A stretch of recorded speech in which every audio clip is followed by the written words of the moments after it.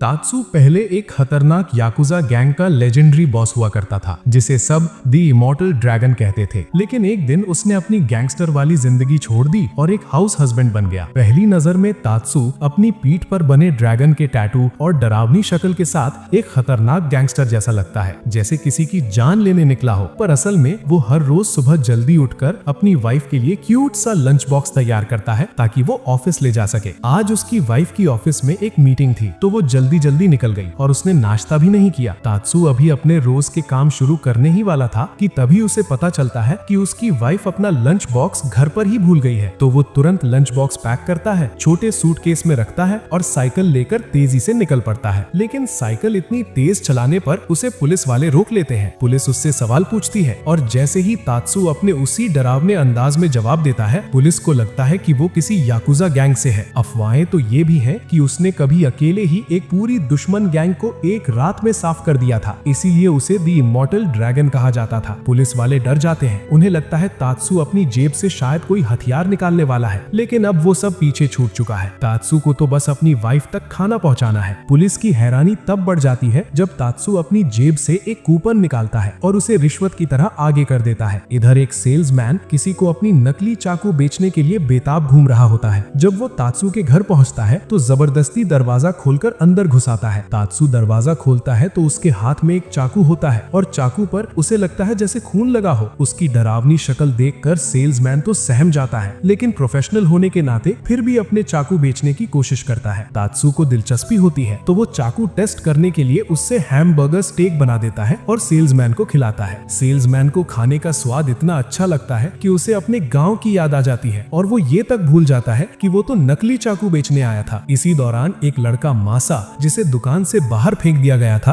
तात्सू का पुराना साथी निकलता है। तात्सू के गायब होने के बाद उनकी गैंग टूट गई थी और मासा हर जगह उसे ढूंढ रहा था। मासा मार्केट में तात्सू को सब्जियां लेते देख लेता है और दौड़कर उसके पास आता है। वो रोता धोता तात्सू को अपनी हालत बताता है और उसे वापस गैंगस्टर बनकर लौटने के लिए कहता है। तात्सू अपने उसी डरावने चेहरे के साथ सिगरेट जलाता है और मासा से कहता है, चल मेरे साथ। मासा सोचता है कि तात्सू शायद उसे फिर से गैंग में ले जाएगा, लेकिन तात्सू उसे कुकिंग क्लास में ले आता है। क्लास में तात्सू रेसिपी तैयार करता है और औरतें उसकी कुकिंग देखकर ताली बजाती है। मासा गुस्से में कहता है कि तात्सू गैंगस्टर लाइफ छोड़कर ये सब क्या कर रहा है। तात्सू आराम से कहता है, मैं अब वो जिंदगी नहीं जी सकता। अब मेरे लिए सबसे जरूरी मेरा परिवार है और उसे हिंसा से नहीं बचा सकता। मासा हंसता है और तात्सू की बनाई प्लेट को गिरा देता है। तात्सू एक सेकंड में उसे जोर से थप्पड़ मारता है और कहता है, गंदगी फैलाई है, अब साफ भी तू ही करेगा। एक दिन तात्सू अपनी साइकिल चला रहा होता है, तभी एक बिल्ली बचाने के चक्कर में वो एक कार से टकरा जाता है। कार एक गैंगस्टर की होती है जो सुनामी गैंग से होता है, वही लोग जो तात्सू के दुश्मन थे। हामी गैंगस्टर को लगता है कि तात्सू ने उसे मारने की कोशिश की है और वो अपने ड्राइवर के साथ तात्सू के पीछे पड़ जाता है। भागते भागते तात्सू एक कपड़ों की दुकान में घुस जाता है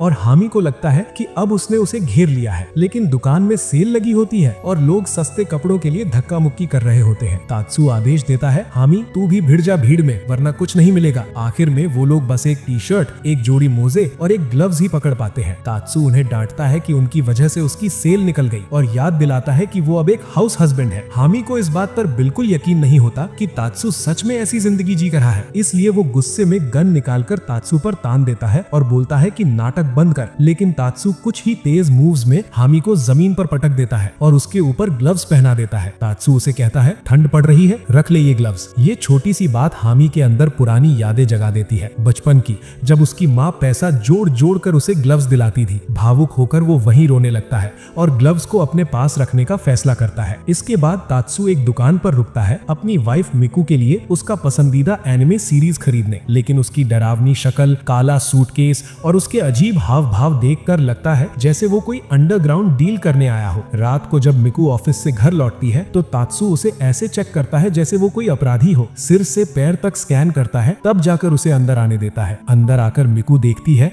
कि पूरा घर सजावट से भरा पड़ा है। तात्सू ने उसका पूरा बर्थडे सेटअप किया होता है, लेकिन पूरा माहौल याकुजा स्टाइल में होता है। यहाँ तक कि जब तात्सू हैप्पी बर्थडे सॉन्ग गाता है तो भी उसका चेहरा इतना डरावना लगता है कि माहौल और भी भूतिया बन जाता है। फिर तात्सू उसे गिफ्ट देता है, वही एनिमे सीरीज जो उसने दिन में खरीदी थी। मिकू खुश तो होती है पर बताती है कि ये सीरीज तो उसके पास पहले से है। ये सुनकर तात्सू खुद से इतना निराश होता है कि कहता है कि उसे अपनी छोटी उंगली काट कर माफी मांगनी चाहिए। मिकू मिकू घबरा जाती है और गुस्से में एक मुक्का मार देती है और तात्सु कांच की खिड़की तोड़ते हुए पंछी की तरह बाहर उड़ जाता है। अगले दिन मिकू फोन करके बताती है कि लैंडलेडी घर देखने आने वाली है तो सब कुछ साफ होना चाहिए। तात्सु तुरंत ऑटोमेटिक वैक्यूम क्लीनर निकालता है और उसे काम पर लगा देता है। शुरू में वो मशीन की सफाई देखकर खुश होता है, लेकिन जैसे ही उसे पता चलता है कि मशीन कोनों तक साफ नहीं कर सकती, वो चिल्लाकर मशीन को डांटता है। फिर खुद कोने और बाकी जगहों की सफाई करने लगता है, क्योंकि उसके हिसाब से घर हमेशा चमकदार होना चाहिए। तभी अचानक वैक्यूम क्लीनर उसकी कैट की पूंछ चूस लेता है। बिल्ली डर कर उछल जाती है और वाइन रैक पकड़ लेती है। रैक गिरता है और एक बोतल सीधा तात्सु के चेहरे पर लगती है। इतने में लैंडलेडी घर में आती है और तात्सु को लाल दागों से भरा देख चिल्ला उठती है। तात्सु भी ऐसी बातें बोलता है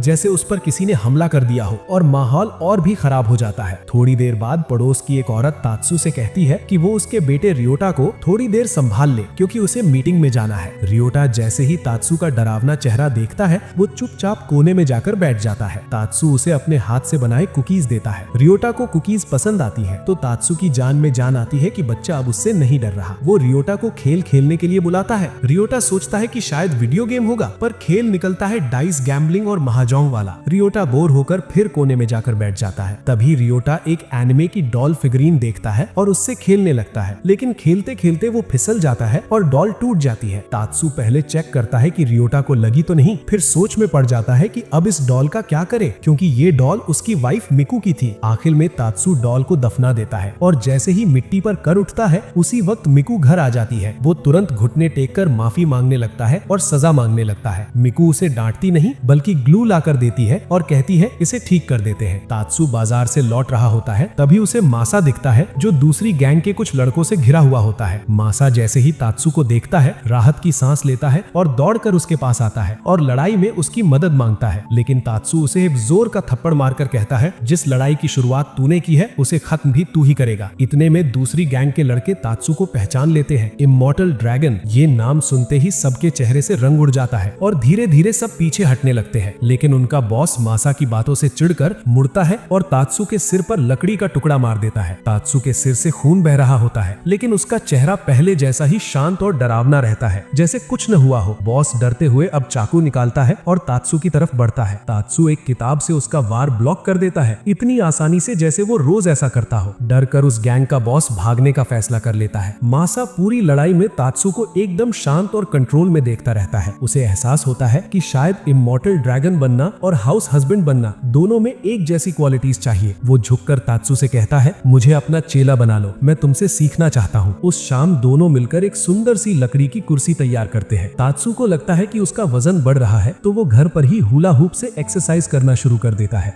लेकिन उसकी ये हरकत मिकू को डिस्ट्रैक्ट करती है, तो वो उसे डांटती है और उसे एक फिटनेस जिम ले जाती है। जिम में पहुंचकर तात्सु को अपने कुछ पड़ोसी मिलते हैं जो उसे वहां देखकर हैरान रह जाते हैं। सब लोग डांस एक्सरसाइज क्लास में जाते हैं और तात्सु भी शामिल हो जाता है। वो सारे स्टेप्स तो कर लेता है, लेकिन उसकी खतरनाक मुस्कान सबको परेशान कर देती है। उन्हें लगता है कि वो ये सब भी किसी डरावनी वजह से कर रहा है। सबके कहने पर तात्सु योगा क्लास में भी जाता है और यहाँ तो सब दंग रह जाते हैं। वो हर योग मुद्रा परफेक्ट तरीके से कर लेता है और हर पोज को अपने पुराने गैंगस्टर टाइम से जुड़े नाम दे देता है। क्लास खत्म होने पर तात्सु सबकी तारीफ करता है और कहता है, अच्छा पसीना निकला, मजा आया। लेकिन जैसे ही वो कपड़े बदलने जाता है, गलती से महिलाओं की चेंजिंग रूम में घुस जाता है। अपनी गलती समझते ही वो जमीन पर सिर पटक पटक कर खुद को सजा देता है और औरतों से कहता है, मुझे पहाड़ पर निर्वासित कर दो। उसकी बेवकूफी भरी बात सुनकर सब औरतें और भी कंफ्यूज हो जाती हैं। एक दिन तात्सु और उसकी वाइफ मिकू शॉपिंग सेंटर जाते हैं। तात्सु एक कर्मचारी से सफेद पाउडर वाला सामान मांगता है तो वो डर जाता है। तभी मिकू साफ करती है, अरे वो फ्लावर बोल रहा है, आटा। आगे खरीदारी करते हुए तात्सु मिकू की पसंद की चीजों को लेकर टोकता रहता है। दोनों की बहस देखकर लोग रुककर घूरने लगते हैं। लोगों को लगता है कि कोई याकुजा किसी मासूम पर चिल्ला रहा है, क्योंकि तात्सु की शक्ल वैसी ही डरावनी लगती है। मिकू को एहसास होता है कि तात्सु की ये लुक ही लोगों को गलतफहमी में डाल देती है, तो वो उसे अलग अलग कपड़े पहनने को कहती है। लेकिन तात्सु चाहे जो पहन ले, उसका गैंगस्टर वाला लुक और भी ज्यादा डरावना हो जाता है। आखिर में तात्सु मिकू की बात मानकर अपनी स्टाइल बदलने की कोशिश करता है और मिकू उसकी पिंक एप्रन वाली ड्रेस देखकर खुश हो जाती है। उस पर उसका पसंदीदा कैरेक्टर भी बना होता है। वो तात्सु से पोज देने को कहती है। लोगों की आंखें फटी की फटी रह जाती हैं, लेकिन मिकू को तात्सु का ये नया रूप बेहद प्यारा लगता है। एक बार शॉपिंग करते हुए तात्सु मासा को सिखाता है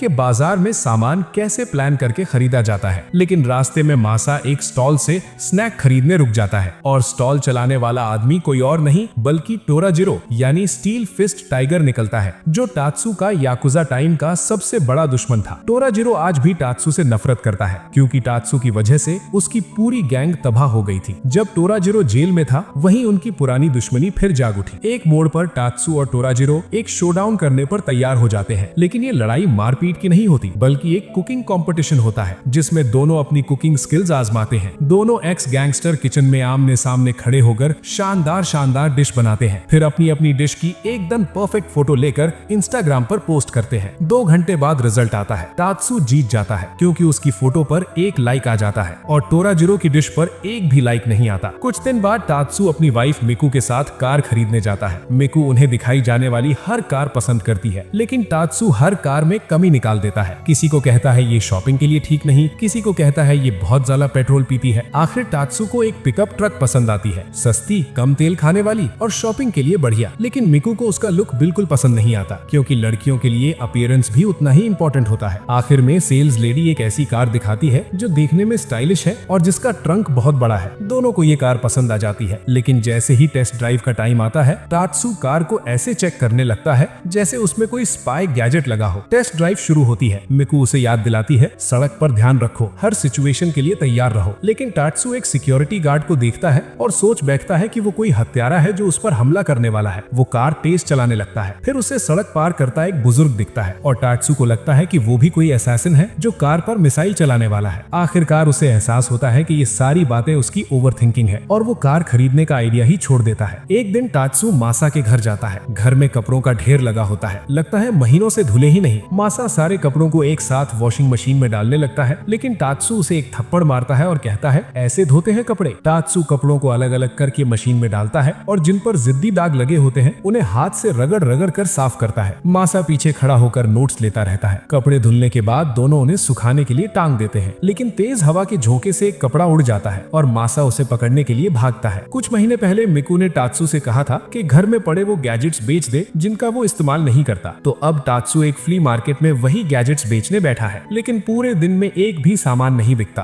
तभी वहाँ कुछ गुंडे आते हैं जो वहाँ बैठे सभी दुकानदारों से पैसा वसूलने लगते हैं क्योंकि ये इलाका उनका चुनावी क्षेत्र है। लेकिन जैसे ही उनका लीडर टात्सु को देखता है उसके पैर कांपने लगते हैं। टात्सु उसे अलग ले जाकर बात करता है। वो उसे गैजेट्स ऑफर करता है, लेकिन वो गुंडा सोचता है कि टात्सु उन गैजेट से उसे टॉर्चर करने वाला है। डर के मारे उसकी टांगे जवाब दे देती हैं और वो बेहोश हो जाता है और टात्सु उसके पास गैजेट्स रखकर वहाँ से चला जाता है। एक दिन टात्सु पौधों को पानी दे रहा होता है, तभी 2 पुलिस वाले उसे दूर से देखते हैं और सोचते हैं कि वो कुछ इलीगल पौधे उगा रहा है। थोड़ी देर बाद वो टात्सु को एक सस्पिशियस सा ब्रीफकेस लेकर घर से निकलते देखते हैं, तो दोनों उसका पीछा करते हैं। मौका देखकर वो देखते हैं कि टात्सु एक छोटा सा पैकेट मासा को दे रहा है। ऑफिसर सबूत इकट्ठा करने के लिए उनका पीछा करते करते एक बंद दुकान तक पहुंच जाते हैं। एक ऑफिसर दरवाजा तोड़कर अंदर घुस जाता है। सोचता है कि शायद ये लोग कोई इलीगल काम कर रहे हैं, लेकिन अंदर तो चेयर लेडी का बर्थडे चल रहा होता है। जो छोटा बैग उन्हें सस्पिशियस लगा था उसमें तो बस कुछ बेसिल लीव्स थी और जो सूटकेस उन्हें पैसों से भरा लगा था उसमें सिर्फ एक सेंटेड वास था बर्थडे गिफ्ट के तौर पर। वहीं थग लीडर जिसकी टांगे टात्सु को देखकर कांपी थी, वो इस बात से शर्मिंदा होकर अपनी टांगों की ट्रेनिंग शुरू कर देता है। वो सप्लीमेंट्स लेता है ताकि अगली बार टात्सु को देखते ही उसकी टांगे न कांपे। लेकिन जब टोराजिरो बदला लेने बाहर निकला तो दूर से ही टात्सु को देखते ही उसके पैर फिर से लड़खड़ा गए और वो जमीन पर धड़ाम से गिर पड़ा। टात्सु आजकल बहुत एक्टिव रहने लगा था। वो मोहल्ले की हाउसवाइफ्स के साथ मिलकर वॉलीबॉल खेलने लगा था। उस दिन हाउसवाइफ्स की टीम का मैच दूसरी टीम से था, लेकिन उन्हें बिल्कुल उम्मीद नहीं थी कि वहाँ बेयर टीम भी होगी। ये लोग असली वाले गैंगस्टर थे। मैच शुरू होता है और सब के सब मिलकर पूरी ताकत लगा देते हैं, लेकिन बेयर टीम भी जमकर टक्कर देती है और दोनों टीमें बराबरी पर चलती रहती हैं। आखिर में बेयर टीम जीत जाती है। टात्सु घुटनों पर बैठकर हार की पूरी गलती खुद पर ले लेता है, लेकिन बेयर टीम का लीडर आगे बढ़कर उसे उठाता है और बताता है कि मैच बहुत बढ़िया था। अंत में दोनों टीमें एक दूसरे को बधाई देती हैं और साथ में फोटो भी खिंचवाती हैं। शाम को मिकू काम से लौट रही होती है, तभी वो देखती है कि उसका पति टात्सु मीट वाले से किसी तरह की डील टाइप बात कर रहा है। थोड़ी देर बाद दोनों घर की तरफ निकलते हैं, लेकिन उससे पहले टात्सु अलग अलग दुकानों पर रुकने की बात करता है। मिकू समझ ही नहीं पाती कि चल क्या रहा है, क्योंकि टात्सु और दुकानदार लोग ऐसे बात कर रहे थे जैसे कोई गुप्त मिशन चल रहा हो। मिशन पूरा होने के बाद टात्सु बताता है कि वो अलग अलग दुकानों से स्टैंप इकट्ठे कर रहा था एक लकी ड्रॉ के लिए। दोनों लॉटरी बूथ पहुंचते हैं। मिकू को पहला इनाम बहुत अच्छा लगता है, हवाई ट्रिप, और दूसरा इनाम भी एक बड़ा टीवी। लेकिन टात्सु की नजर सिर्फ तीसरे इनाम पर होती है, एक वैक्यूम क्लीनर। विनर। आज आखिरी दिन था और टात्सू अपनी 10वीं कोशिश में ये इनाम जीतना चाहता था, लेकिन घुमाने के बाद उसे 5वां इनाम मिलता है, एक छोटा सा प्यारा सा प्लश टॉय जो मिकू को एकदम पसंद आ जाता है। भले ही टात्सू लॉटरी में हार गया हो, वो प्राउडली कहता है कि उसने जीत हासिल कर ली क्योंकि मिकू मुस्कुरा रही थी। उसकी ये चीजी बात सुनकर मिकू उसे सड़क पर ही मुक्का मार देती है। अचानक मिकू के पेरेंट्स घर आने की खबर दे देते हैं, जिससे वो थोड़ी टेंशन में आ जाती है, लेकिन टात्सू उसे भरोसा दिलाता है कि वो सब संभाल लेगा। जैसे ही उनके माता पिता घर पहुंचते हैं, टात्सू चाय नाश्ता लेकर आता है जो उसने खुद बनाया था। उसकी सास उसकी हाउस कीपिंग स्किल से इम्प्रेस हो जाती है और उससे खाना बनाने की रेसिपी सीखने लगती है। टात्सू का ससुर इंट्रोवर्ट था, वो बात करना चाहता था पर शुरू कैसे करे समझ नहीं पा रहा था। काफी देर बाद उसे एक टॉपिक सूझता है, लेकिन टात्सू उसकी बात का मतलब ही नहीं समझ पाता। आखिर में ससुर उसे कैच बॉल खेलने पार्क ले जाते हैं, क्योंकि अगर उसका बेटा होता तो वो उसके साथ खेलता, लेकिन टात्सू खेल समझ ही नहीं पाता। गेंद वापस फेंकने की जगह वो कुत्ते की तरह दौड़कर हाथ में गेंद पकड़ा लेता है। ससुर हार मान लेते हैं और फिर सही तरह से पकड़ छोड़कर तरीका बताते हैं, लेकिन पहली ही बार में टात्सू इतना जोर से गेंद फेंकता है कि ससुर झटके से पेड़ से जा टकराते हैं, पर साथ ही वो उसकी ताकत से एकदम प्रभावित भी हो जाते हैं। शाम को मिकू घर आती है और देखती है कि टात्सू हंगामे के बीच बैठा है। वो कहता है कि उस पर पीछे से कोई भटकी हुई गोली चली थी, लेकिन असल में वो गोली नहीं, एक तिलचट्टा था। टात्सू ने कीटनाशक उठाया था, लेकिन उसकी कैन खाली थी। तिलचट्टा अब भी जिंदा था और उड़ने भी लगा था। अब मीकू चुप नहीं रह सकती, खासकर जब वो तिलचट्टा उसके प्यारे पुलिस डॉल वाले फिगर पर जा बैठा। तात्सू पूरी कोशिश करता है उसे उड़ाने की, लेकिन वो तिलचट्टा अचानक उड़कर तात्सू की छाती पर ही आकर बैठ जाता है। तात्सू अपनी पूरी हिम्मत दिखाते हुए मीकू से कहता है, जो करना पड़े करो, बस इसे खत्म कर दो। मीकू हिम्मत जुटाती है, एक मोटा अखबार पकड़ती है और पूरी ताकत से तिलचट्टे पर वार करने की कोशिश करती है, लेकिन तिलचट्टे को मारने की जगह सीधे तात्सू के मुंह पर दे मारती है। फिर भी तात्सू डटा रहता है। वो फैसला करता है कि अगर मार नहीं पा रहे तो कम से कम अगरबत्ती जला देते हैं, क्योंकि ऐसे कीड़े खुशबू वाली चीजों से दूर भागते हैं। अब क्रिसमस आ जाता है। तात्सू सांता क्लॉज वाला एप्रन पहनकर अपनी गली के बच्चों की क्रिसमस पार्टी में गिफ्ट देने जा रहा होता है। जब वो पहुंचता है, बच्चे मानते ही नहीं कि ये सांता है, पर तात्सू कहता है, मुझे इमॉर्टल क्लॉज बुलाओ और बताओ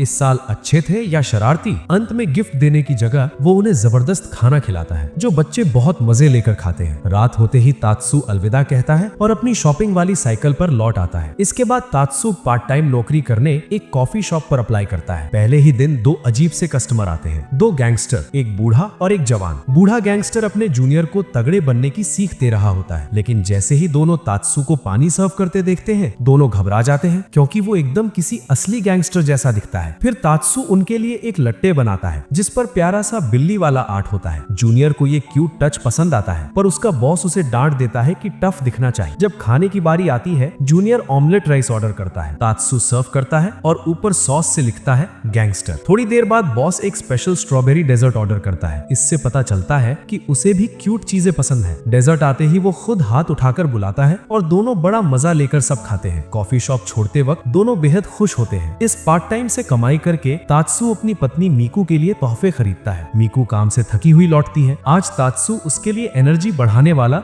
जबरदस्त खाना बनाता है। खाने के बाद वो नींबू और साइट्रिक एसिड से उसके लिए ताजा लेमनेड बनाता है, जो थकान में खूब असर करता है। फिर तात्सू उसे आराम देने के लिए मसाज भी करता है, लेकिन ज्यादा पैम्पर होना मीकू को थोड़ा अजीब लगने लगता है। स्ट्रेस तो उसका उतर चुका था, पर वो सब चीजें एक तरफ रखकर सीधे नहाने चली जाती है, क्योंकि उसके लिए वही सबसे तरोताजा करने वाली चीज है। उधर तात्सू खुद को भी वैसी ही मसाज और लेमनेड देकर थोड़ा आनंद ले लेता है। एक दिन जब तात्सू सुपरमार्केट जाता है तो उसकी मुलाकात हिबारी टोरी से होती है, जो उसके पुराने दुश्मन गिरोह की सदस्य थी। वो लेजेंडरी इमॉर्टल ड्रैगन को पहचान लेती है, लेकिन अब दोनों एप्रन पहने देखकर माहौल थोड़ा अजीब सा हो जाता है। टोरी गैंग बिखर गया था, तो हिबारी और उसके कुछ साथी सुपरमार्केट में नौकरी करने लगे, लेकिन हिबारी पूरी जिंदगी आराम से रही थी, इसलिए आम लोगों की छोटी छोटी चीजें उसे समझ ही नहीं आती थी, जैसे कैन को सही ढंग से जमाना या सही लेबल लगाना। वो सब उल्टा पुल्टा कर देती थी। आखिर में तात्सू खुद ही कैन ठीक से जमाकर उसकी गलती सुधार देता है। बिलिंग पर हिबारी गलती से तात्सू से एक ही सामान के 2 पैसे ले लेती है। जब तात्सू पोलाइटली बोलता है कि एक बार चेक कर लो, तो उसके साथ खड़े साथी तुरंत लड़ने के मूड में आ जाते हैं, लेकिन हिबारी अपनी गलती तुरंत समझ जाती है। वो माफी मांगती है और बिना देर किए ज्यादा लिए हुए पैसे तात्सू को वापस कर देती है। कुछ दिन बाद मासा तात्सू के घर आता है। उसके दिमाग में एक प्लान होता है, तात्सू के लिए सरप्राइज बर्थडे पार्टी करने का। दरवाजा खुलता है तो बाहर मीकू होती है। वो खुद को इंट्रोड्यूस करती है। मासा अपना पूरा बर्थडे प्लान बताता है और मीकू बोलती है कि वो भी वही प्लान पहले से सोच कर बैठी थी। दोनों मिलकर सोचते हैं कि क्यों ना साथ में बर्थडे तैयारियां की जाएं। मीकू केक के लिए सामान काटने काटना शुरू करती है, लेकिन लगता है उसने पूरा कटिंग बोर्ड ही काट देना है। वो इतना ज्यादा मैदा डाल देती है कि कटोरे से बाहर गिरने लगता है और ऊपर से कुछ खाना भी जल जाता है। आखिर में रसोई का हाल जैसे किसी तूफान से गुजरा हो। दोनों हार मान लेते हैं। जब तात्सू घर लौटता है तो घर की हालत देखकर हक्का बक्का रह जाता है। वो खुद ही सफाई करना शुरू करता है, सारी सजावट करता है, यहाँ तक कि अपना बर्थडे केक भी खुद बना लेता है। फिर वो अपने अंदाज में एक थोड़े डरावने टोन में हैप्पी बर्थडे सॉन्ग भी गाता है। तब मीकू और मासा अपने अपने गिफ्ट देते हैं। मीकू उसे एक नेकलेस देती है और मासा एक चश्मा। तात्सू दोनों एक साथ पहनकर देखता है और दोनों मान भी लेते हैं कि उस पर दोनों चीजें एकदम फिट लग रही हैं। तभी अचानक तात्सू का पुराना बॉस उससे मिलने आ जाता है। गैंग छोड़ने के बाद ये दोनों की पहली मुलाकात थी। तात्सू बड़े ध्यान से बॉस के कपड़ों पर लगे कुत्ते के बाल हटाता है। फिर बातचीत शुरू होती है। थोड़ी देर में तात्सू बॉस के कुत्ते के लिए एक क्यूट सा स्वेटर निकाल कर देता है। बॉस इतना खुश हो जाता है कि अपने कुत्ते के साथ फोटो खींच लेता है। बॉस असली काम बताने ही वाला होता है कि तभी पड़ोस की कुछ महिलाएं आ जाती है। एक औरत बोलती है, आपके कुत्ते की हालत तो कमजोर लग रही है। तुरंत तात्सू एक्शन में आ जाता है। वो वहीं पर कुत्ते के लिए एक जबरदस्त हेल्दी खाना बना डालता है। कुत्ता मजे से सब खा जाता है। सब खुश हो जाते हैं। आखिर में बॉस उसे वापस गैंग में बुलाने की बात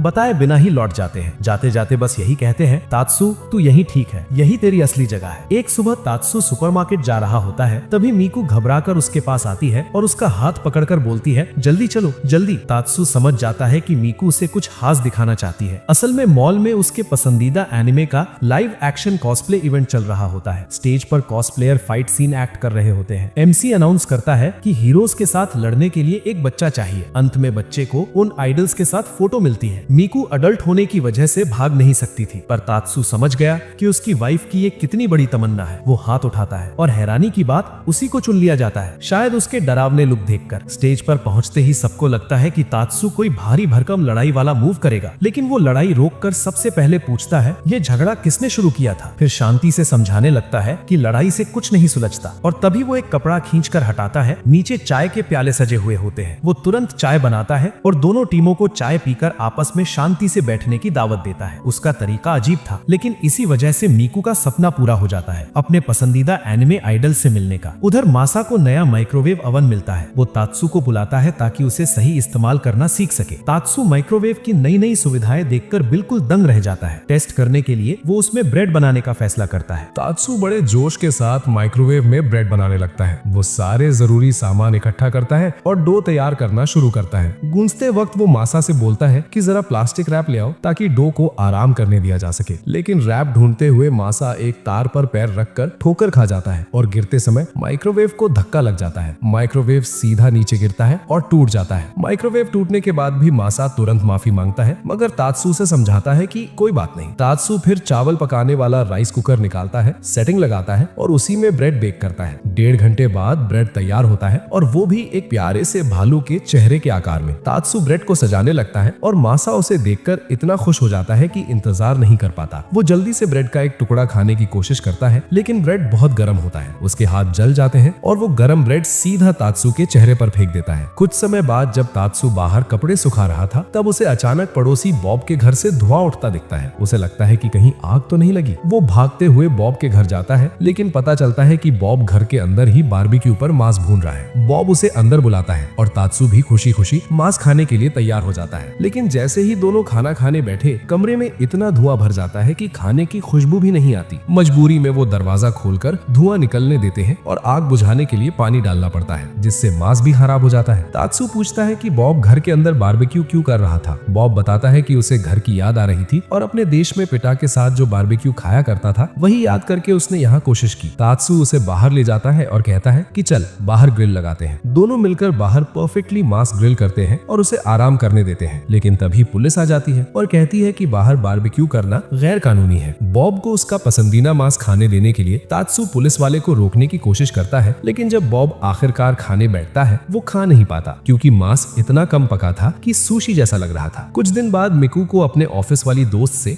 फार्म थीम्ड पार्क के 2 टिकट मिलते हैं। वो तात्सू को चलने को बोलती है। पहले तो तात्सू मना करता है क्योंकि उसे लगता है कि ये जगह उनके उम्र के लोगों के लिए नहीं है, लेकिन आखिरकार वो मान जाता है। दोनों पार्क में घूमते हैं, फोटो लेते हैं, जानवरों को खिलाते हैं, अलग अलग अट्रैक्शंस देखते हैं। जब भूख लगती है तो मिकू खाने की बात करती है। तात्सू हंसते हुए कहता है कि यहाँ खाना बहुत महंगा होता है, इसलिए वो पहले से लंच बनाकर लाया है। मिकू उसे छेड़ती है और कहती है कि उसे तो लग रहा है तात्सू को ये पार्क उससे भी ज्यादा पसंद आ रहा है। थोड़ी देर मस्ती के बाद तात्सु मान लेता है कि सच में अंडरग्राउंड वाली जिंदगी में उसने कभी ऐसी जगह नहीं देखी और मिकू की वजह से उसे ये मौका मिला है। दोपहर के लिए उनके और भी प्लान होते हैं, लेकिन तभी बारिश शुरू हो जाती है जो रुकने का नाम नहीं लेती। मायूस होकर दोनों घर लौट आते हैं और उदास मूड में सो जाते हैं। कुछ दिन बाद दोनों बीच पर आराम कर रहे होते हैं। तात्सु पत्थर बांध आंखों पर बांधकर वाटरमेलन स्मैश गेम खेल रहा होता है। वो तरबूज फोड़ देता है, लेकिन खाते ही है कि अचानक एक वॉलीबॉल सीधा उसके चेहरे पर आकर लगती है। तात्सु चौंक जाता है और उसे पता चलता है कि ये वही बियर टीम है जिसके साथ उसने कुछ दिन पहले हाउसवाइफ्स के साथ मिलकर मैच खेला था। बियर बॉस पिछली हार को याद करते हुए तात्सु को रीमैच की ऑफर देता है और कहता है कि जब चाहे सामने आ जाना। जब मिकू को ये बात पता चलती है तो वो बिल्कुल भी देर नहीं लगाती और तात्सु को डांट देती है। वो उसे याद दिलाती है कि तू एक मर्द है और उसे तुरंत रीमैच लेने को कहती है। जोश में वो खुद ही तात्सु को खींचकर बियर टीम के पास ले जाती है और जोर से बोलती है कि इन्हें रीमैच चाहिए। दोनों टीमें फुल जोश में खेलना शुरू कर देती हैं। मिकू खुद को मोटिवेट करने के लिए सर्विंग टेक्निक्स के नाम चिल्लाती रहती है और तात्सु को भी ऐसा करने को बोलती है। जैसे जैसे गेम तेज होता है, अचानक बियर बॉस की एक जोरदार शॉट सीधे मिकू की तरफ आती है। तात्सु समझ जाता है कि उसकी बीवी इसे रोक नहीं पाएगी। वो तुरंत दौड़कर मिकू को ढाल की तरह अपनी बॉडी से बचा लेता है। बॉल अभी जमीन पर गिरी नहीं होती और मिकू, जो हार मानने वालों में से नहीं है, खुद झुककर तात्सु को अपने ऊपर से उछाल देती है ताकि वो आखिरी शॉट लगा सके। जैसे ही तात्सु नीचे गिरने वाला होता है, मिकू उसे अपनी बाहों में पकड़ लेती है। पति पत्नी की इस जुगलबंदी से वो मैच जीत जाते हैं और बियर टीम हैरान रह जाती है। इधर टोराजिरो को एहसास होता है कि उसकी क्रेप वाली दुकान अब नहीं चल रही। ट्रेंड देखते हुए वो सोचता है कि लोगों को अब टैपियोका मिल्क टी चाहिए, तो क्यों ना वही बनाना शुरू कर दे। लेकिन इलाके में टैपियोका बनाना सही तरीके से सिर्फ एक ही इंसान जानता था और वो था तात्सु।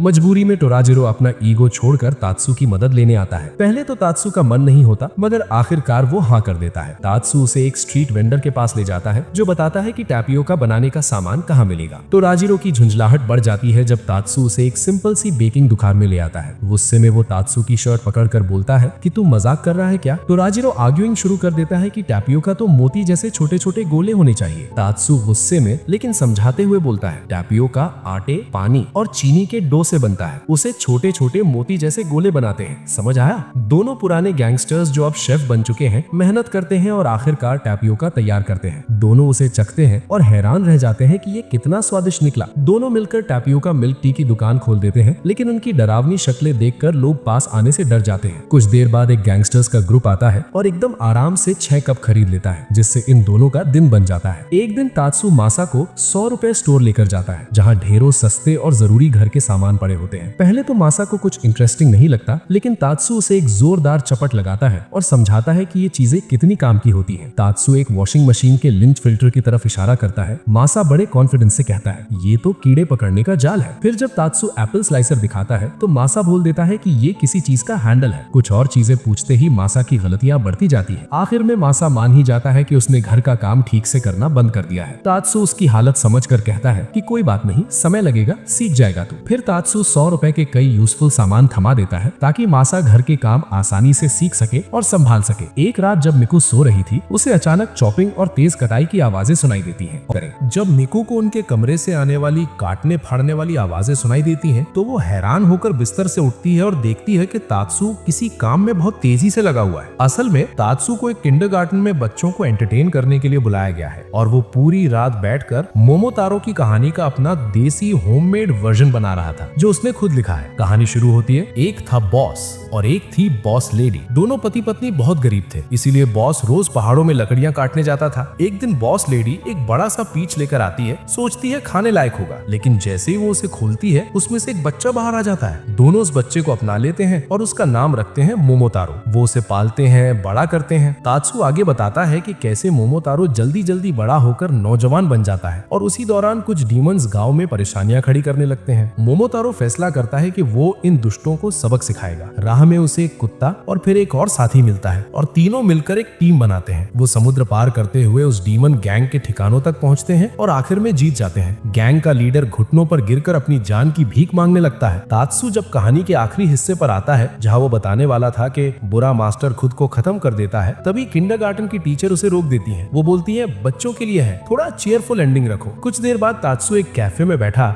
हाउसवाइफ्स के ग्रुप से बातें कर रहा होता है। वो अपने पुराने गैंगस्टर दिनों की कहानियां सुना रहा होता है, कितना भारी काम करना पड़ता था, कितने टास्क उसने संभाले थे। लेकिन औरतों को गलतफहमी हो जाती है। उन्हें लगता है कि तात्सु ये सब मिकू के लिए कर रहा था, मतलब मिकू उसे बहुत ज्यादा आदेश देती है। और वो एक खतरनाक सख्त बीवी है। परेशानी और बढ़ जाती है जब अचानक मिकू का फोन आता है। वो तात्सू से उडॉन नूडल्स बनाने को कहती है, वो भी बिल्कुल अपनी पसंद के हिसाब से। तात्सू ने कॉल स्पीकर पर नहीं रखी होती और जब वो हाँ ठीक है कर दूंगा बोलता है तो वो अनजाने में गैंगस्टर जैसी लाइनें बोल देता है, जैसे वो किसी को खत्म करने की बात कर रहा हो। अब हाउसवाइफ्स को पूरा यकीन हो जाता है कि ये कपल किसी को निपटाने की प्लानिंग कर रहा है। तात्सू जाते जाते बस इतना बोलता है कि मिकू ने बोला है कि कुछ पीटना है, जल्दी करना पड़ेगा। हाउसवाइफ्स डर जाते हैं और उसे समझाते हैं कि अगर कोई मुसीबत हो तो उनसे मदद मांग ले। तात्सू डिस्काउंट वाला फ्रोजन मीट खरीदने निकल पड़ता है कि तभी सामने गोटो आ जाता है, जो हियो गैंग का आदमी है जिसे तात्सू ने पहले कभी परेशान किया था। तात्सू सोचता है कि गोटो बदला लेने आया है, लेकिन गोटो माइक निकालकर रैपर बन जाता है और अपने दुख दर्द को रैप में सुनाने लगता है। तात्सू भी बिना देर किए माइक पकड़कर रैप शुरू कर देता है, गोटो के लेवल पर लेवल मिलाते हुए, लेकिन मजाकी अंदाज में। बस घर के कामकाज पर लोगों की भीड़ इकट्ठा हो जाती है, मगर माहौल तब पलट जाता है जब तात्सू गोटो की शर्ट पर तंज कस देता है कि कितनी भद्दी है, और ये सुनकर गोटो उदास हो जाता है। तब तात्सू को एहसास होता है कि वो ज्यादा बोल गया। वो वहीं मंच पर सभी को चौंकाते हुए गोटो से सच्चे दिल से माफी मांगता है और बोलता है कि चल फिर से शुरू करते हैं, इस बार मीट पर रैप करेंगे। पास की बुचर शॉप वाला कसाई भी भीड़ देखकर बाहर निकल आता है, लेकिन तात्सू अपनी रैप में बुचर पर भी कुछ ज्यादा बोल देता है, जिससे बुचर उसे एक चपेट मार देता है। गोटो तो पहले ही टूट चुका होता है, कुछ बोल नहीं पाता और घुटनों पर बैठ जाता है। आखिरकार बुचर खुद माइक उठाता है और मीट पर गाना गाने लगता है और ये अजीब सी रैप बैटल इसी तरह खत्म हो जाती है। अब मिकू एक बिजनेस ट्रिप पर जाने वाली होती है और तात्सू उससे पूछना शुरू करता है कि क्या वो सब सामान पैक कर चुकी है जो उसे चाहिए। मिकू ने तात्सू को भरोसा दिलाया कि वो ठीक रहेगी और कहा कि आज तुम खुद को आराम दो। उसकी बात दिल से लगाकर तात्सू ने सोचा कि चलो आज अपनी रोज की कड़ी सफाई से थोड़ा ब्रेक लेते हैं, दिन भर कम से कम काम करूंगा, सोचा उसने। रोज की तरह चादर धोने की जगह उसने सेंटेड स्प्रे से उसे ताजा कर दिया और कपड़े भी तह करके रखने की जगह सीधा अलमारी में रख दिए। लंच में उसने घर का बना खाना छोड़कर इंस्टेंट नूडल्स का कप लिया। नूडल्स खाते खाते मासा आया। जब उसे पता चला कि तात्सू आज घर के काम से छुट्टी पर है तो उसने दिखा दिया कि असली आराम क्या होता है। उसने तात्सू को वीडियो गेम खेलने को कहा। बाद में अपने पड़ोसी बॉब को भी बुलाया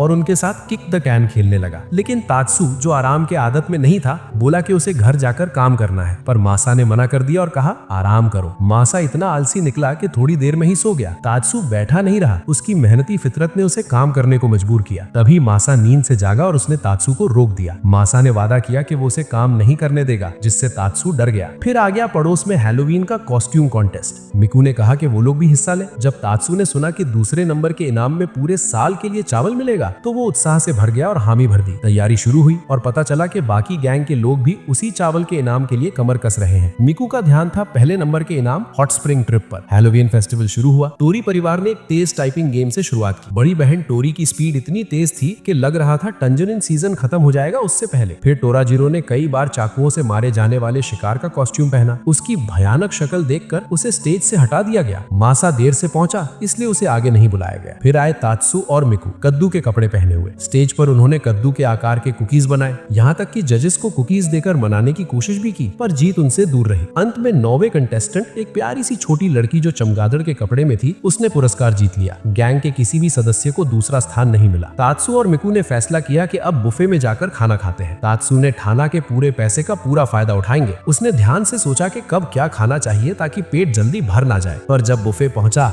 और खाने की भरमार देखी तो सारे प्लान धरे के धरे रह गए। टेबल पर तरह तरह के व्यंजन सजाकर उसने हर एक का मजा लिया। पेट भरा होने के बावजूद मिठाई का मोह नहीं टला। अचानक मिठाई वाले स्टॉल पर तात्सू की मुलाकात टोराजीरो से हो गई। दोनों ने मस्ती में मिठाई के टुकड़े पाने को लेकर झगड़ा किया, पर दुर्भाग्य से मिठाई पसंद आंटियां सब खा गईं और उनके हिस्से में कुछ भी नहीं आया। वापस टेबल पर लौटते हुए मिकू ने एक मिठाई का प्लेट निकाला जो उसने पहले से ले रखा था और तात्सू को खाने के लिए कहा। तात्सू की आंखों में खुशी के आंसू आ गए। फिर मिकू के मम्मी पापा आए और साथ में कुछ राशन भी लाए। मिकू के पापा ने तात्सू से पूछा कि हम सब मिलकर हॉट पॉट बना सकते हैं। तात्सू ने खुशी खुशी हाँ कर दी। जैसे ही तात्सू रसोई में जाकर खाना बनाने वाला था, उसके ससुर ने कहा तुम आराम करो, मैं खुद संभाल लूंगा। पर बात यह है कि तात्सू का ससुर रसोई में थोड़ा फिसड्डी निकला। सब्जियां काटते काटते उन्होंने कटिंग बोर्ड के साथ ही सब्जियां काट डाली और पूरा किचन बिगाड़ दिया, बिल्कुल मिकू की कुकिंग स्टाइल जैसे। सब्जियां धोने की कोशिश में पानी हर जगह छिटक गया, जिससे तात्सू की चिंता बढ़ गई। तात्सू ने समझाया कि वो तो रहने ही वे, लेकिन तभी मिकू किचन में आई। आस्ती ने ऊपर चढ़ाई और अपने पापा के साथ खाना बनाने लग गई। ये जोड़ी किचन में तो जैसे तूफान ले आई। दोनों ने बड़े बड़े मांस के गोले बनाए और सीधा हॉट पॉट में डालने का मन बनाया। तात्सू घबराकर बीच में कूद पड़ा